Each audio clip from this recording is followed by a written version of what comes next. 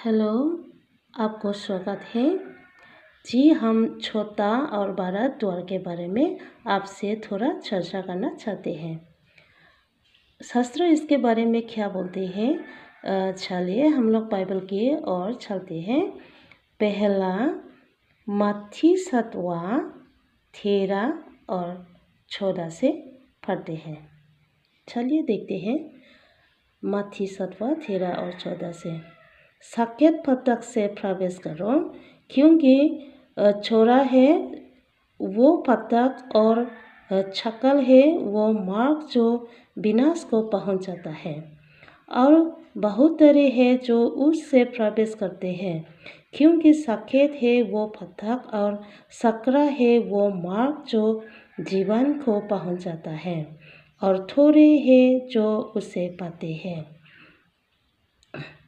हम लोग देखते हैं कि ये फाटक यानी द्वार के बारे में बात कर रहे हैं। इस वचन में दो तरह के द्वार के बातें हम लोग देख सकते हैं, एक छोटा और एक बड़ा। तो ये बोलता है कि जो बड़ा द्वार है वो लोगों को, विश्वासियों को कहाँ ले जाएगा, विनाश की तरफ ले जाएगा, लेकिन छोटा द्वार है जीवन की ओर ले चलेगा, ऐसे बोलता है। और हम लोग को इस वचन से सुझाव मिला है कि छोटा द्वार की ओर चले जाना, छोटा द्वार के द्वारा घुस जाना। जब हम द्वार के, ये बाइबल का द्वार के बारे में सोचने लगते हैं तो हमको ये सोचने मजबूर किया कि बाइबल का द्वार क्या है और कहाँ घुसने वाले द्वार के बारे में बात कर रहे हैं। और एक तरफ तो जब हम लोग द्वार के बारे में बात करते हैं ये बाइबल में, तो ज़्यादातर लोग सीधा सोच सकते हैं कि रास्ता, लेकिन रास्ता और द्वार के बारे में अंतर है। चलिए आप भी ज़रा सोच के देखिए कैसा रास्ता क्या है और द्वार क्या है, दोनों में अंतर क्या है। लेकिन इस वचन में रास्ता नहीं बल्कि द्वार के बारे में बात कर रहे हैं। और इसके साथ साथ और हम दूसरा वचन जोड़ना चाहते हैं कि लूका 13 से 28 और 14 से पढ़ते हैं। लूका 13-28 से पढ़ के देखते हैं।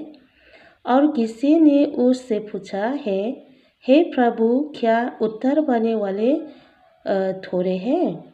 उसने उनसे कहा, साकेत द्वार से प्रवेश करने का यत्न करो, क्योंकि मैं तुमसे कहता हूँ कि बहुत तेरे प्रवेश करना चाहेंगे और ना कर सकेंगे। इसमें भी हम लोग ये एक ही जैसा वचन के बारे में देख सकते हैं कि बोलते हैं, ये भी छोटा द्वार के बारे में बोल रहे हैं। और यीशु मसीह ने क्या सुझाव दिया है, ऐसा नहीं कहते कि आओ घुस जाओ इस द्वार के द्वारा, बल्कि उन्होंने ऐसा कहा है कि छोटा द्वार को घुसने के लिए यत्न करो, यानी प्रयास करो। तो इस वचन से पता चल सकता है कि कभी हमारा यीशु मसीह मज़ेदार और आसानदार रास्ता शिक्षा नहीं बताया कि मुक्ति पाने के लिए। तो उन्होंने तो यत्न यानी प्रयास करने के लिए बोल रहे हैं। जब हम लोग प्रयास की बात को गहराई से सोचने लगते हैं तो मुझे ऐसे नज़र आता है कि शायद विश्वास करने में और कलीसिया में बने रहने के लिए और मुक्ति पाने के लिए यीशु को विश्वास करने के साथ साथ भी हम लोग को जीवन में संघर्ष करना पड़ेगा। यानी हम लोग को बहुत मज़ेदार और आरामदायक जीवन नहीं मिलेगा, ऐसा मुझे नज़र आया। आपको कैसा लगता है? आप कैसे सोचते हैं इसके बारे में? तो हमने ऐसा देखा कि कोई चर्च या कोई विश्वासियों ने मुक्ति पाने के लिए, जीवन पाने के लिए बहुत आसानी से और मज़ेदार और हमेशा आशीषिक शिक्षाएं देते हैं कि विश्वास करने वालों को जीवन पाने के लिए, सल्वेशन पाने के लिए। क्या ऐसे शिक्षाएं जो बहुत आसानी से बहुत मज़ेदार शिक्षा देने वाले, तो कहीं ये भारत द्वार तो नहीं है जो विनाश की तरफ ले जा रहे हैं? मुझे ऐसा नज़र आता है। पता नहीं आप कैसे सोचते होंगे इसके बारे में। लेकिन चलिए हम लोग बाइबल को पढ़ के बहुत गहराई से एक एक वचन को जानने के लिए कोशिश करते हैं। और इसके साथ लूका 12 से 25 देख सकते हैं। इसमें क्या लिखता है? हे छोटे भून मातर, क्योंकि तुम्हारे पिता को ये भया है कि तुम्हारे राज्य दे। इसमें भी बोलते हैं कि बहुत से विश्वास करने वाले कम संख्या के लिए हमारा परमेश्वर ने अपना राज्य देने के लिए वचन दिया गया है।